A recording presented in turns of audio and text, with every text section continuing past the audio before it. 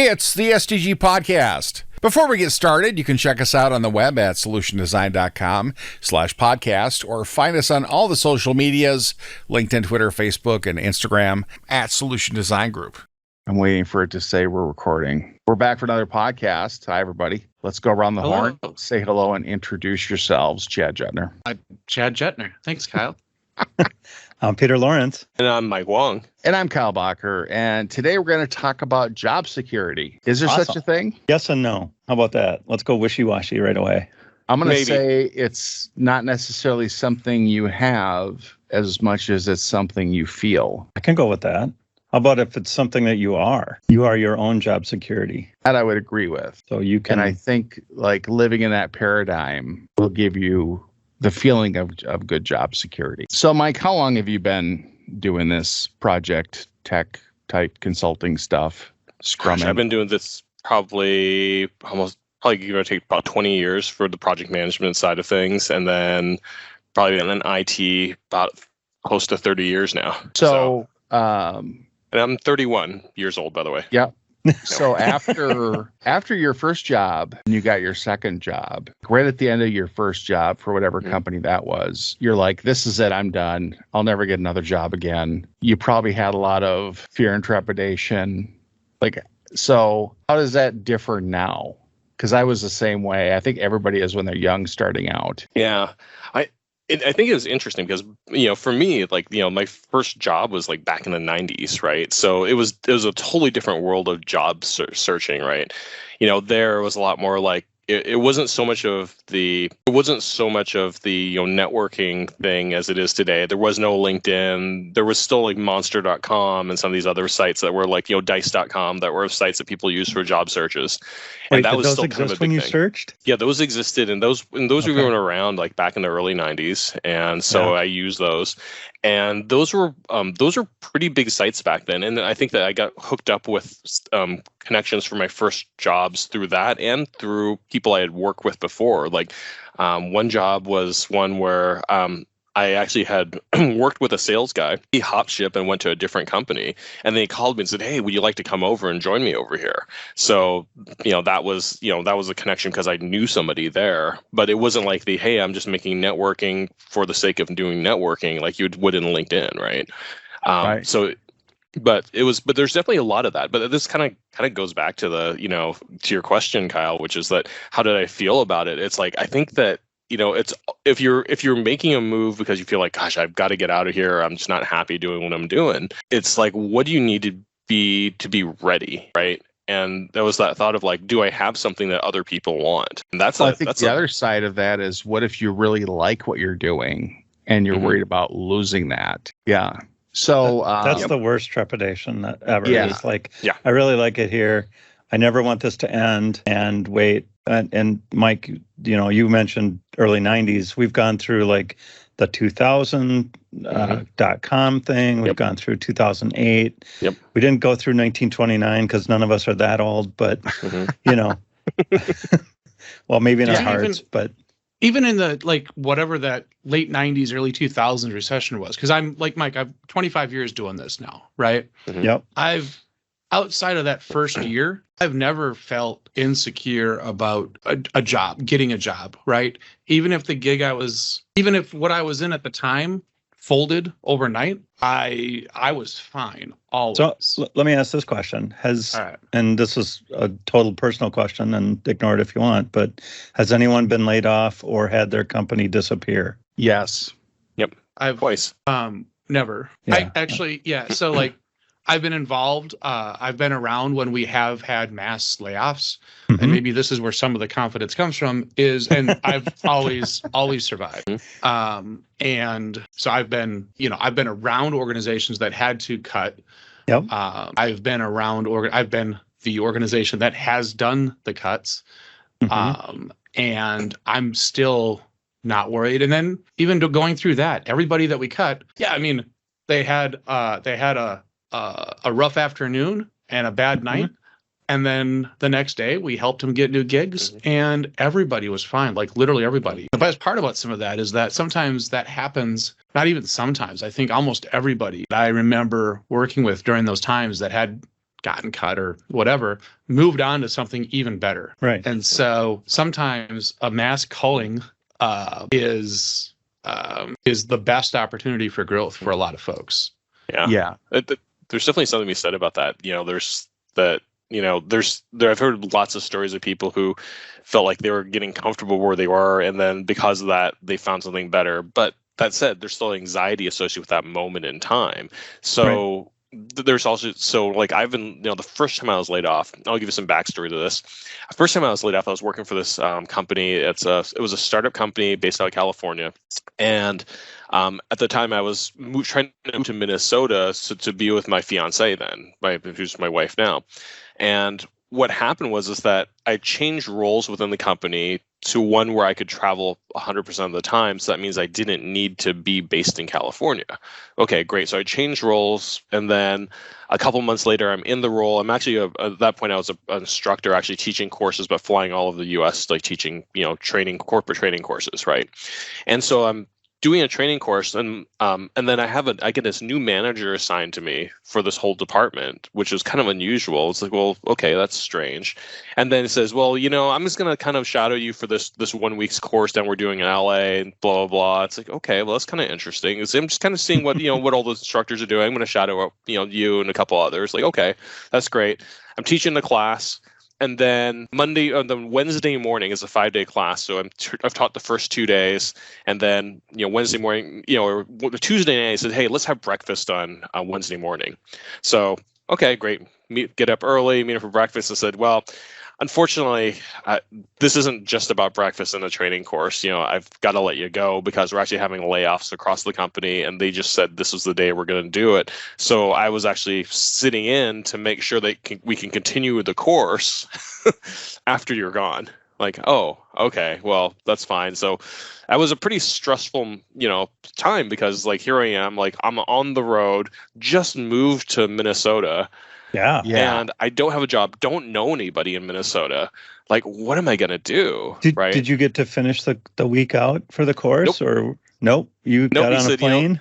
He said, yeah, take the next flight up, pack your bags, check out the hotel, and then hop in the next flight out. So by like Wednesday afternoon, I was back here in Minnesota. And what's that flight like? As a follow-up to that story was that I had, some of the students in the class had apparently, I knew some of the students because, through other friends of friends and through other instructors I knew. And they said they had reached out and says, wow, the guy who took over the course from me was really bad. They really wanted you back. Like, sweet. So I felt like a little vindication there. Like, yes. I had, the first time I got laid off from a job I really liked. I'd been there 3.5 years, and they were going to go public, and they needed to show profitability and stuff. So they cut deep. And I was the tech support guy that had to round up equipment, shut off accounts, all that kind of stuff. So I was last. Did you know you were on the list at that when they told, or did they wait until you got? I had one guy that reported to me that was like my right-hand man, my assistant, and he got paid much less than I did. And like when I went to the meeting, they stopped me before I got to my desk. Like, they didn't let me go to my computer that morning. So when I walked in, they were lying in wait for me. Oh, nice. Like, and they pulled me into an office, and it was the guy that had replaced the guy that had replaced the director. And the HR director. And, I had really good relationships with all of them. And so they were, and I was like just stunned. And they told me like the whole story. And then they showed me the severance package. This is great. Sign me up. And I'm like, yeah. And this is what I said, because I had worked like 30 jobs before then and can do a number of different things. I said, don't worry about me. Like, I'm Obi-Wan Kenobi. I said, cutting me down will only make me stronger. And shook hands, and they got rid of me. And then Johnny, my assistant, quit a week later, went back to bartending because he couldn't do all the stuff. Like, he was not qualified to take over that position. Right.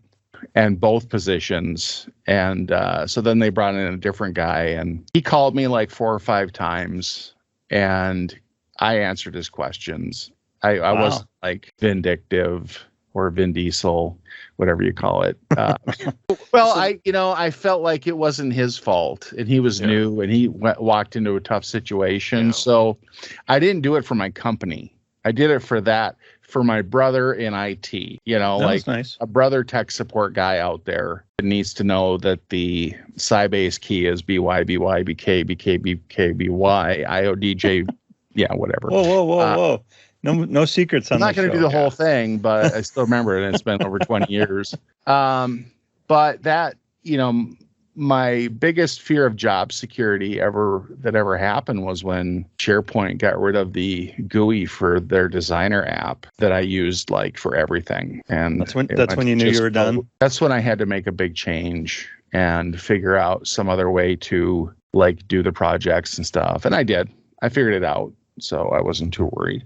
So I do feel like I have job security. I work really hard at stuff, and I try not to anger people. I try not to upset Chad. So you Is that what you're saying though? Like your job security comes from the fact that you know that your tech stack and your skill set is strong, right? Yes. And that's 100% of where it comes from for you. Well, and also I've done so many different things that I can fall back on. I can I can go do sales. I can go deliver pizza. I can wait tables. I can do things to fill gaps. Yeah, but until I at this can point in find my another career, we're thing. not necessarily job security. Doesn't mean, if all else fails, I'm going to deliver pizzas or I'm going to work at McDonald's, right? That's the opposite of that. But it's like I'm not going to be completely hosed. Dude, Chad, I think this is a good point though, because I think that in this point in our career, so if you're like at, let's say, mid-career, right, you've established yourself in whatever your practice area is. There's different ways that some people approach looking at job security, right? Personally, like I've survived like you. I also survived like in a company where there's multiple wave after wave of layoffs. But I survived because people said, "Wow, he's really good, does his stuff, gets it done, right?" And so I want to be then known as the guy who delivers something, or delivers more than they expect, right? Because that's the type of person who is always going to be successful wherever they go, right? And to me, that's like job security, because if I'm like looking to like bring someone to my team, that's the person I want to get on my team. And those people are, obviously, people that, we surround ourselves with as much as we can. Right. Then there's the other type of individual, which I've seen a lot of them at different places, where the people that are passive aggressive, that I'm not going to share any of my valuable, super secret, like coven of information with you, because that might threaten my job, right? And to me, those are the people I feel like, gosh, they're really hard to work with, because I can't get information from them. They're always protective. Right. They're like managing their fiefdoms, right? And it's almost like they're so intent on protecting their job security by keeping some information proprietary to them and them alone, or some function of what they do, that to me, like as a leader, it's like, gosh, they'd be like the first person I want to get rid of, which is ironic, because from their mind, they're protecting themselves, right? Well, you just want to, I would get, same thing, Mike. Like, that's the Band-Aid I'm going to rip off right away, right? Oh, yeah, they have this specialized knowledge. They're the only person that knows whatever. Cool. Let's rip that off and figure out what we don't know immediately, right? Yeah. That's for me, it doesn't come from the skills though, right? Like, I'm actually a horrible Java developer. Don't tell anybody, but I'm not great. But we'll keep it a secret. Don't tell anyone on the podcast here. Yeah, nobody, us and like 6 other people are going to know that now. And your whole team, but all of our listener is going to know. They already know. No, they already. It's for me, it's soft skills, right? I struggle with like business terminology, but networking is huge, right?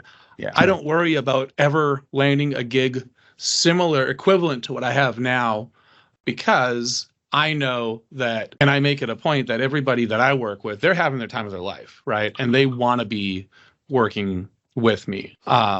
So no matter what, like SDG is not going anywhere, but if they were to, there's plenty of people that would love to have me on their team. And I don't worry about it, because I don't worry about job security anymore, Well, for two reasons. One, I've been doing this job for 25 years. I would love to get laid off. I would love to have that 3 months off and, just With mini vacation. discover myself, or, go on a eat, pray, love spiritual journey. Be, man. Just yeah. be. I think we should just ask for sabbaticals here. That would kind of satisfy that. I asked for a sabbatical and they put it on hiatus. Darn. They gave your sabbatical a sabbatical. I have a broad, I have a particular set of skills. I have a broad, skill set. I can do tech support. I can do intranet administration, service administration, platform administration. I can do server stuff. There's a lot of different jobs I can plug into and do. And then on the soft skills stuff, I've worked with a ton of people that I think liked me. I got one pizza party and a couple happy hours. But yeah, I mean, I had projects that went well. There's a lot of there's consulting, and then there's full-time. And so I feel like there's always going to be some kind of opportunity. And I don't feel like the amount of tech people that gravitate toward those kind of jobs is going to be increasing a lot. No, it's kind of interesting. I think of job security from the perspective of who would I want to hire, right? Those are the same people you'd want to keep on your team. And when I think of hiring, I think of really hiring in a very basic set of criteria, right? And are they people that you would be and here's a good litmus test. We used to use this years ago when I was consulting. If you had to sit next to them on a flight from New York to Hong Kong, could you sit in the middle row with them and be okay when you got off the plane? Or do you feel like you need to strangle them or something, right? Ooh. I mean, there's someone you could get along with, right? And so, number one, can you get along with this person well? Are they going to be someone you feel like, yeah, these seem like they're pretty cool, right? Two, can you trust them? Right, in terms of they have good, good integrity. Are they someone who you feel like, yep, they're going to give you the straight dope, right, and say, yeah, this is what's going on. Are they can they deliver, right? And it's ultimately, can you get your job done? Because no one wants to be in a team where you're picking up this other person's work because they can't get their job done and carry them, right? It's because always now you have you're paying for 5 people, but you only have 4 that are really doing the work, right? Yeah, we've all been there. And so when you look at that in terms of those simple things, and some of that includes some other qualities, like, for example, willingness to learn, willingness to share information, things like that. That are kind of part of some of those things we just talked about. But if you look at from the basics of is it someone that I can get along with, someone I can trust, and someone who's technically going to deliver something, and then the bonus is, are they going to help all the rest of us grow, right? then it's good to reflect back on that and say, do I have those qualities? Am I exhibiting those things? Am I someone who's a person who other people wanted me around? Am I a person who other people can say, yeah, I trust them because they're not going to give me some BS answer or give the runaround? Or, am I going to be someone who's going to fail to deliver, right? I want to make sure I'm delivering all the time, right? And so if you live up to those things and someone says, you know what, we're going to have to cull this organization, there's going to be a certain point where no matter what you do, you're going to let good people go. Yeah. Right. Yeah. But if nothing else, you're last on the list of good people to be let go, to let go. Right. It's funny, Mike, as I hear you describing all those skills and all those things, you're basically describing the ideal SDG consultant, right? Those are all the skills that you need to be a consultant, to go out and, you keep your skill set high. You do, you start new gigs, you meet new people, you're networking, you're getting along with people super well because you have to, because that's your job as a consultant. And all those things. And it makes a huge difference, I think, in as far as feeling secure.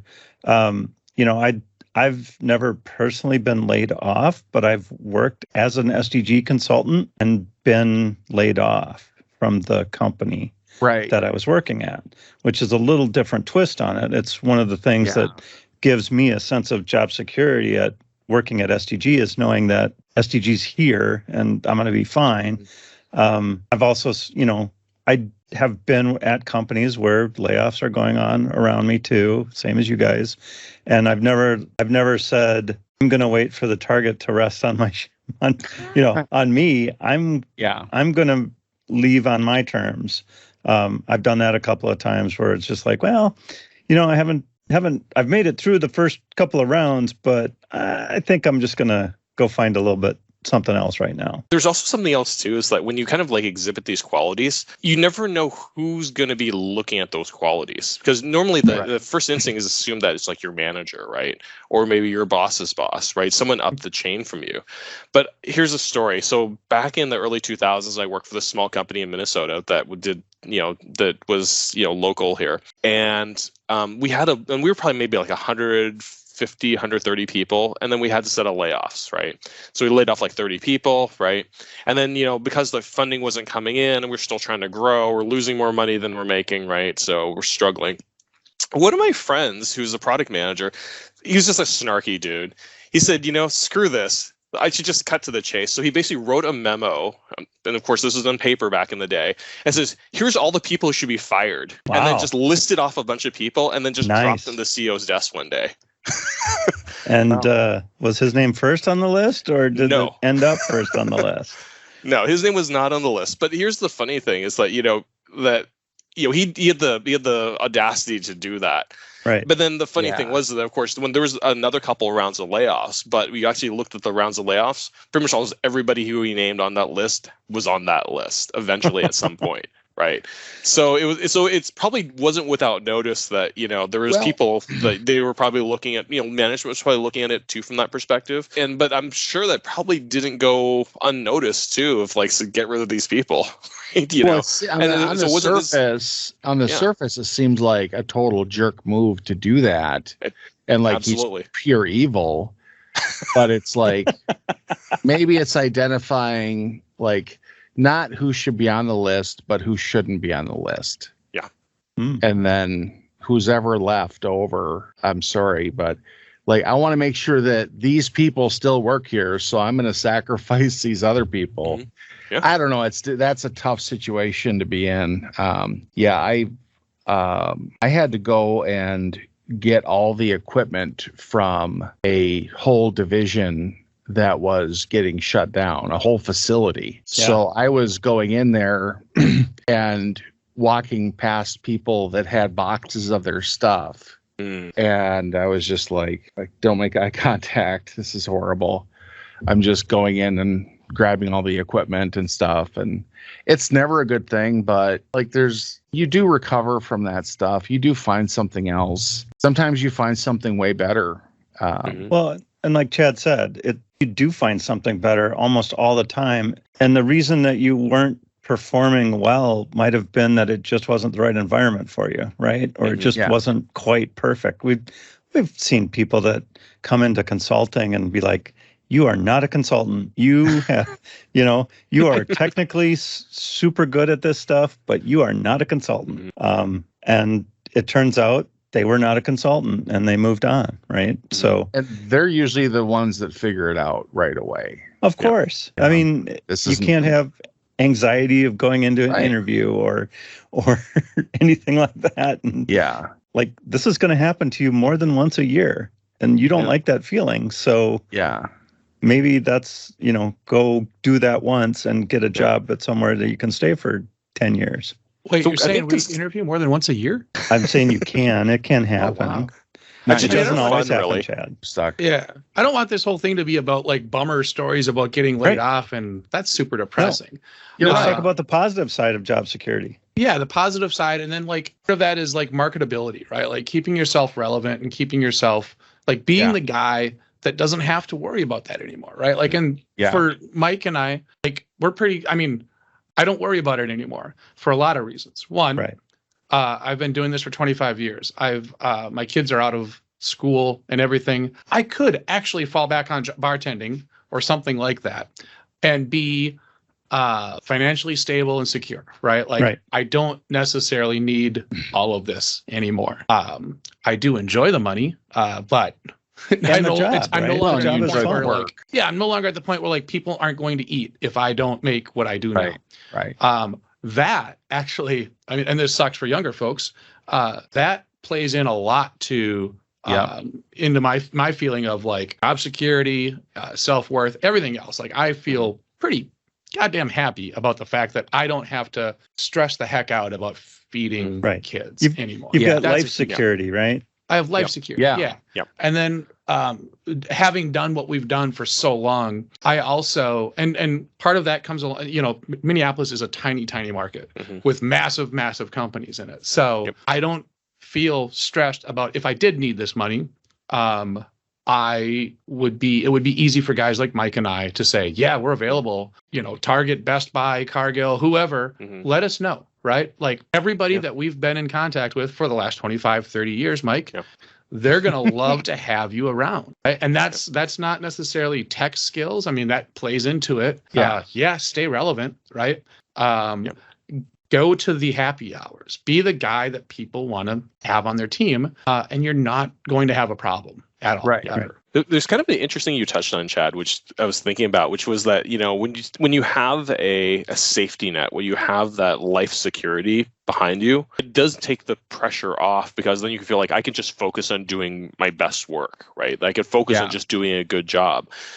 Years ago, I had worked with a sales manager, and what he always did was whenever you get a new salesperson, he'd always encourage them to go buy a new house, buy a new boat, buy a new car, go buy a bunch of stuff. Because the more in debt the salesperson was, he said the more they'd be driven to like make their quota, because they didn't want to lose their job because they couldn't pay for their house, car, boat, etc. Right? I think that's a horrible way to like run a business personally, because what happens is now they're driving on that person's fear of losing their job. So now they're like kind of come across as either desperate or super aggressive all the time. Yeah. Because the ability for them to make up for that, is driving them, but it's not healthy, because then they're trying to sell things for the wrong reasons to the wrong people, right? So like us, it's like they're really to focus and say, I'm good at what I do, and I want to do a good job. I want to have a clear head about how do I do a good job in the best interest of my client, right? Right. And in order to do that, if I'm worried about, oh my gosh, am I going to be able to pay my kids' orthodontic bills, or if I got to pay for college tuition and all this other stuff, it's like that's a lot of weight in the shoulders that it kind of adds up over time.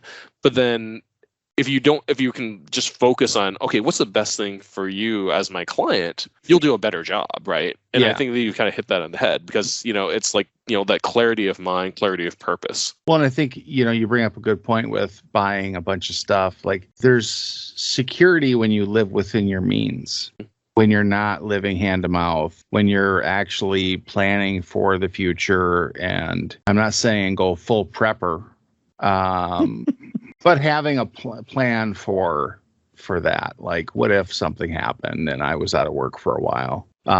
Could I make it?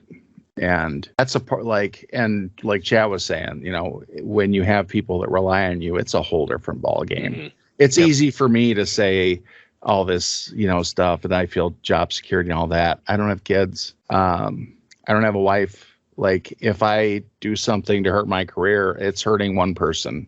Yep. And it's like I'm fortunate in that regard. I'm sure there's payoffs. People seem to enjoy their children. I do have a wife and children, and skills, yes, there are soft skills and tech skills and willingness to work and do a good job. And that's, I think, what gives me the most security, is that I think I check all those boxes, and I try to work really hard and add value. And that's not just, that's not the company. That's just how I operate wherever I've worked. Do you guys remember that SNL sketch with it was with Al Franken, and like he did one a piece with Michael Jordan, was Jack Handy, right? Or it's like it's like the guy who was like, I'm good enough, I'm smart enough, and doggone it, people like me, right? Yeah. But there's something Stuart about Smalley. That too. Yeah. No, Stuart Smalley, that's who it was, right? But that character, I mean, you think about it, all those things, I'm good enough, I'm smart enough, and people like me. At the end of the day, that's what it's about. With Stuart Smalley. Yeah. Yes, we don't want to hire Stuart Smalley, but those are the qualities that we kind of look for in someone you want to keep around. Someone who's really good enough, smart enough, and people like them, right? And if you're like, you guys are all likable guys, it's like, yeah, of course I want to keep you guys around. You feel bad because it's like, oh, they're not just a complete jerk, right? Yeah, of course. And they're good. Yeah, I got to say, like 99% of the time I'm talking to another SDG person laughing. Yeah. Or enjoying conversation. We're enjoying what we're doing. All right. So statistically, there's 2 SDG people that don't laugh. Who are they, Kyle? Name them. I froze up. So time is another one of those things that helps us, as sort of the generation that isn't just out of college. But even to those folks, and to be honest, I had probably less fear of being laid off or had more job security right out of college than I did any other time, because, it just kind of carries through, or I've had the exact same 100% sense of job security forever. But I was hungry. I was, I wanted to do everything I could to make an impression. And so I worked as hard as I could. I learned as much as I could, and then moved on, which, is what happens to a lot of people out of college, right? You get that first job, you get that first experience, and maybe it fit, maybe it didn't, maybe there was something that looked really cool just off to the side because of somebody that you'd worked with before, like, oh, they're doing something really cool, I've worked with them before, I think I'll go work for them, with them at this other thing, and that'll be fun. But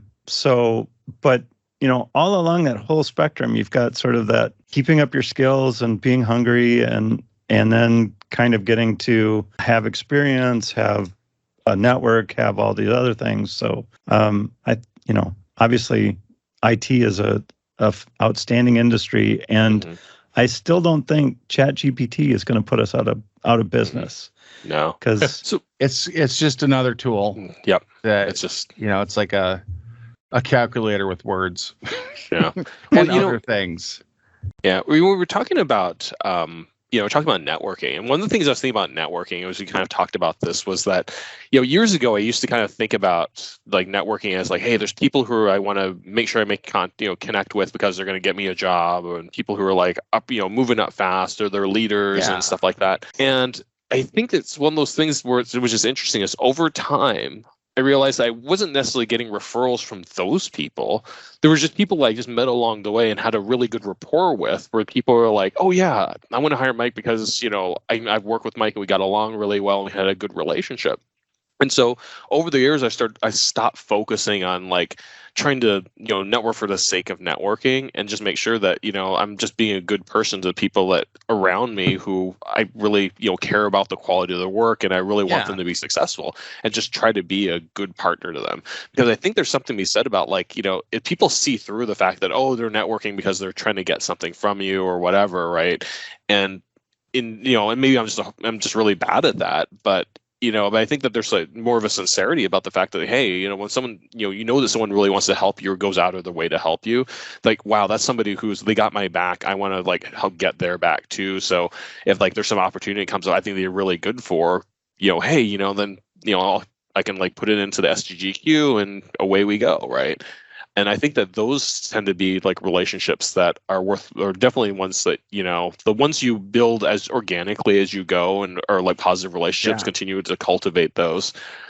Because, you never know. A lot of times they become friends and coworkers later, or, become friends outside of work. Like this one colleague of mine I worked with in New York back in 1996, 97, and I still keep in touch with him, lives in Pittsburgh. We've, seen each other like only a handful of times in the past 20 years, but we become really good friends. And, you just never know who are the people who are going to stick around in your life that may be coworkers now, but maybe like lifelong friends.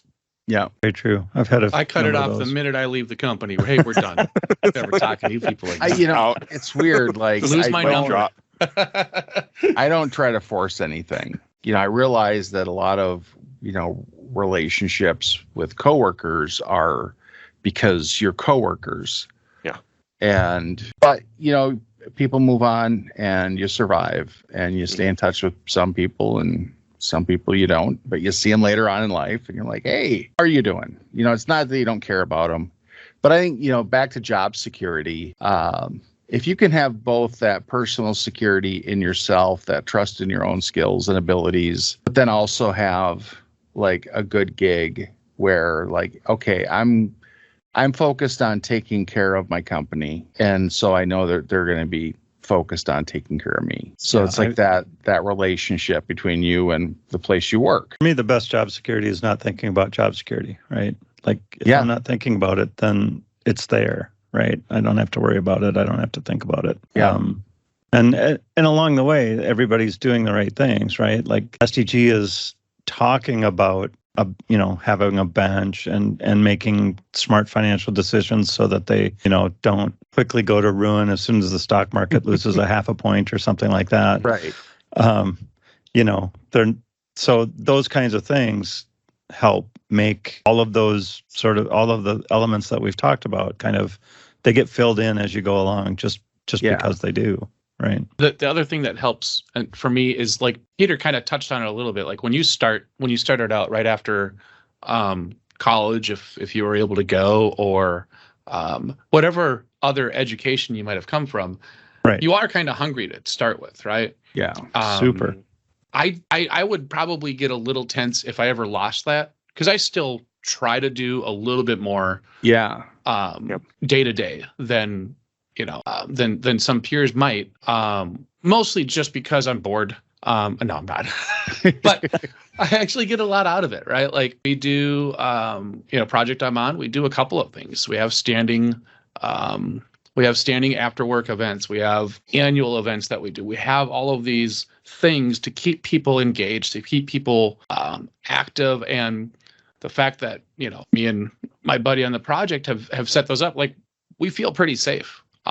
Always, right? Not only with our client, because they love what we're doing, how we're doing it, and the fact that we're keeping people engaged, which is a huge thing, right? Especially on longer projects. Yeah.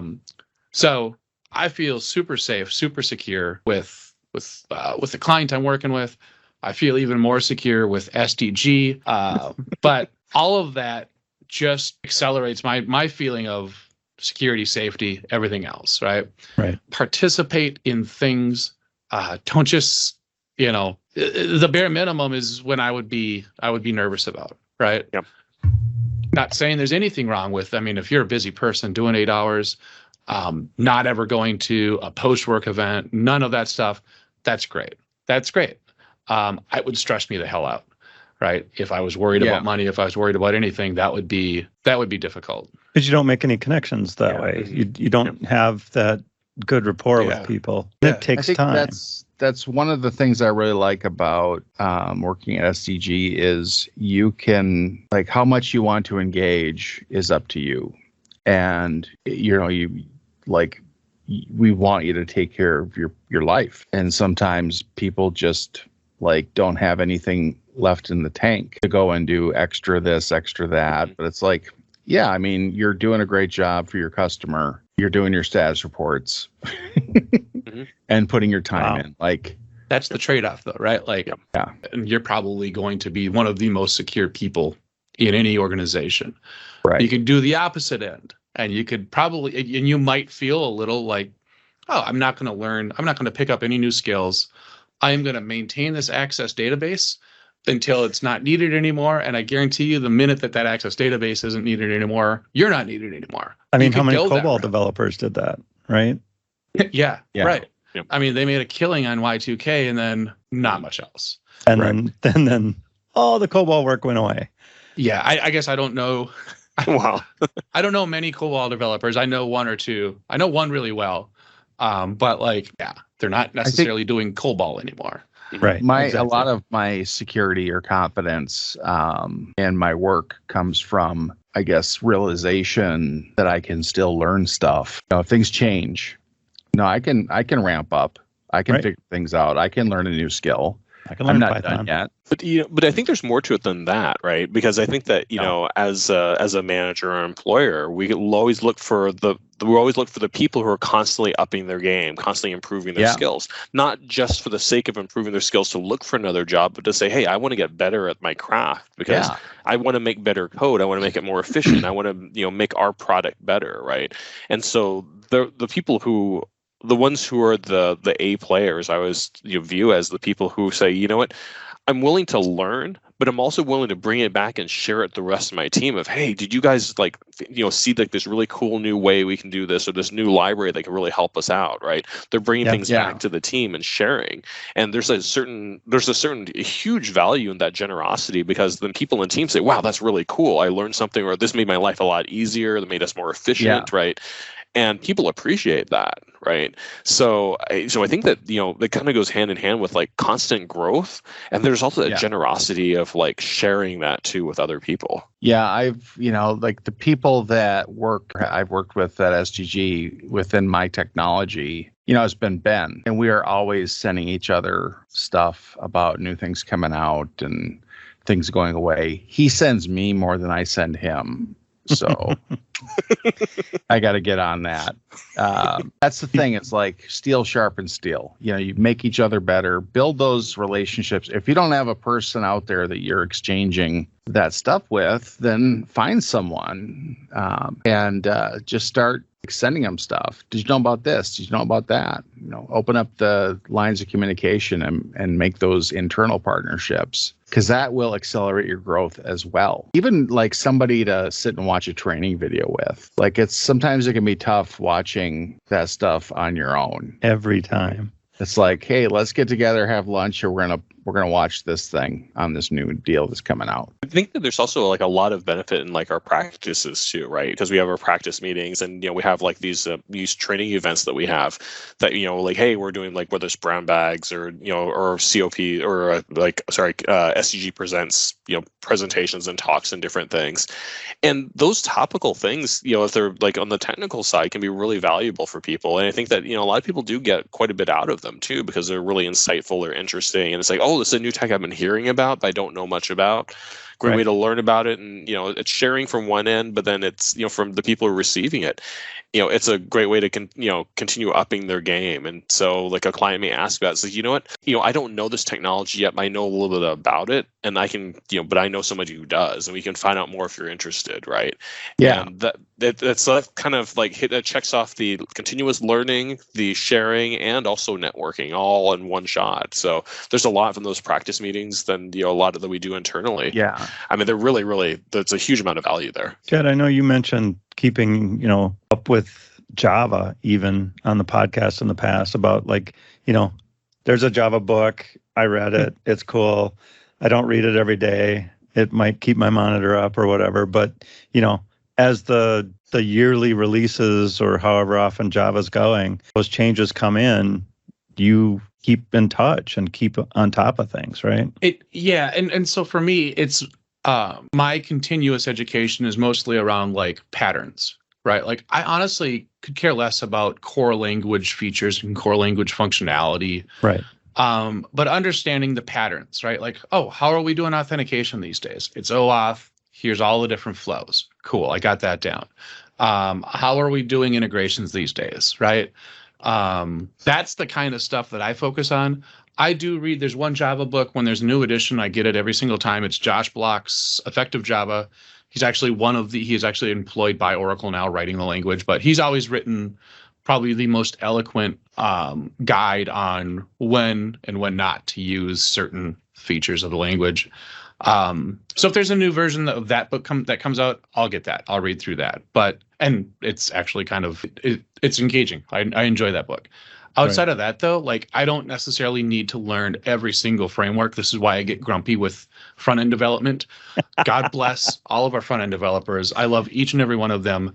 Yes. And I appreciate the hell out of them for staying on top of what seems like constant flux in that area of what we do. I am very happy to keep up on Java, the stack, and the patterns, and operate at that level and trust that there's going to be someone out there that can teach me Vue or teach me React or teach me how to do a couple of little things if I need to. But yeah, I like really, as far as technical skills, core features, kind of, I keep up on that. Core patterns, especially.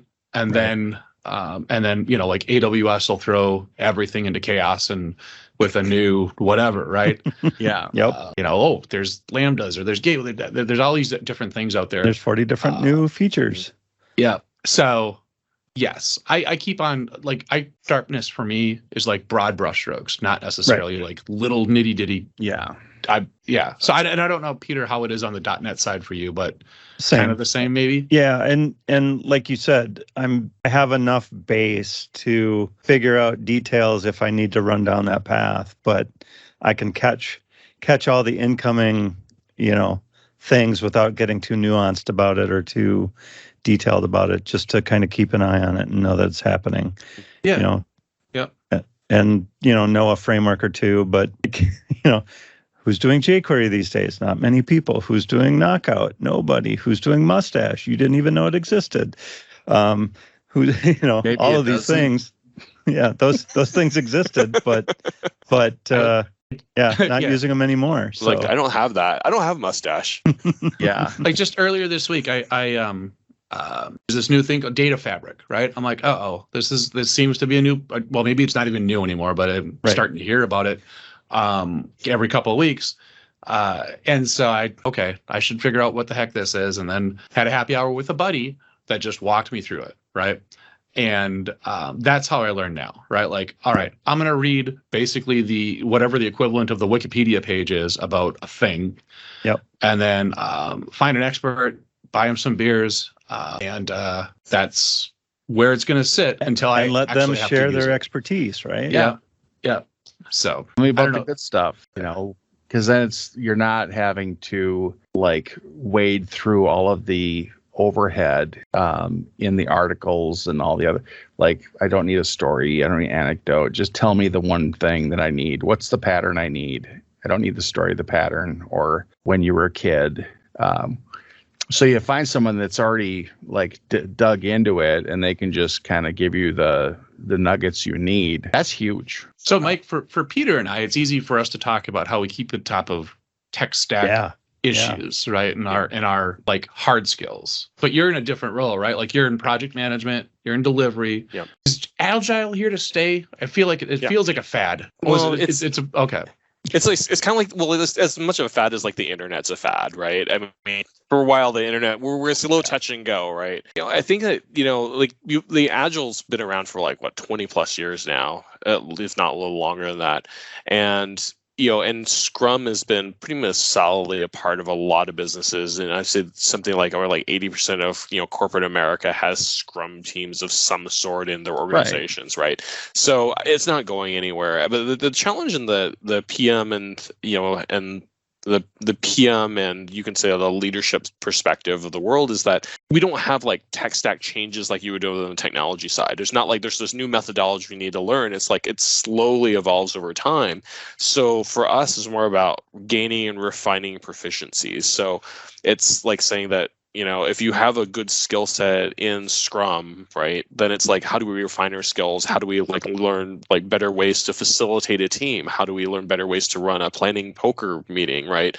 How do we, learn better ways to deal with risk management, right? And refining the skills that we have, because every client we go to is a little different. Every engagement is a little different. In fact, every project can be a little different too. Right. So it's how do we increase the depth of our skills, even though the breadth of them isn't really significantly changing. Every once in a great while there may be some new thing that comes along, kind of like Scrum that came along 10 years ago that we all started learning over the years. But then 2 or 10 years from now there might be something completely different, right, that will supersede it. We don't know what that is, but until that point it's like, let's continue refining, learning, and then maybe there are some other things that do come up, and for the most part the vast majority of those will fail, but there may be some takeaways from those that we can use and cherry pick that says, this is a really good idea that we're not using. We can apply this here and see how we can take some of those nuggets and apply them into what we do on a day-to-day basis. Kind of like stand-up meetings, and started off as something that was part of an Agile practice, part of Scrum. But then a lot of teams, even though without doing Scrum, said, hey, this is just kind of a good practice for us because, we don't practice Scrum. But, it's a good way for us to kind of communicate, kind of start the day off and kind of figure out kind of what we're doing and make sure we're on the same page, embracing some of the velocity of it without actually the baggage of, doing that framework, right?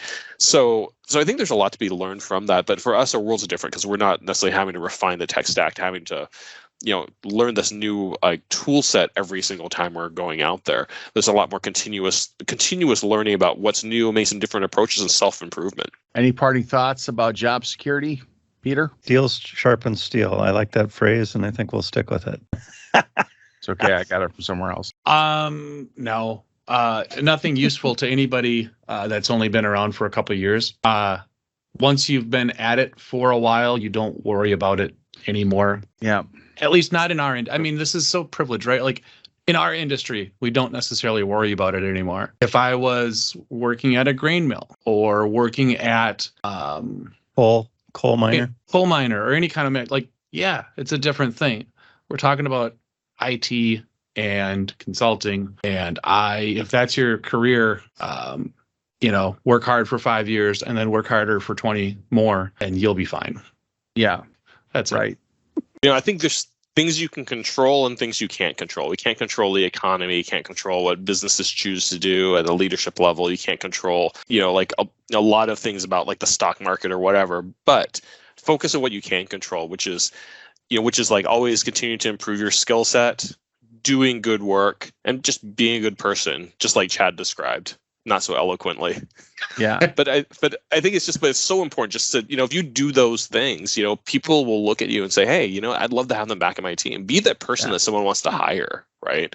And, I think that, for the most part, 99% of the time, you'll still want, from the things that are out of your control, right? It's like, well, you'll be valued somewhere else. Right. So just be a good person. My parting thought is going to be something that my best friend's dad used to say to us when we were younger. He'd say, you know what? You're good kids. You're smart. You're going to be fine. That's my parting thought. And with that, I think we should just say goodbye, everybody. Goodbye, everybody. Hey. Goodbye, everybody. Goodbye.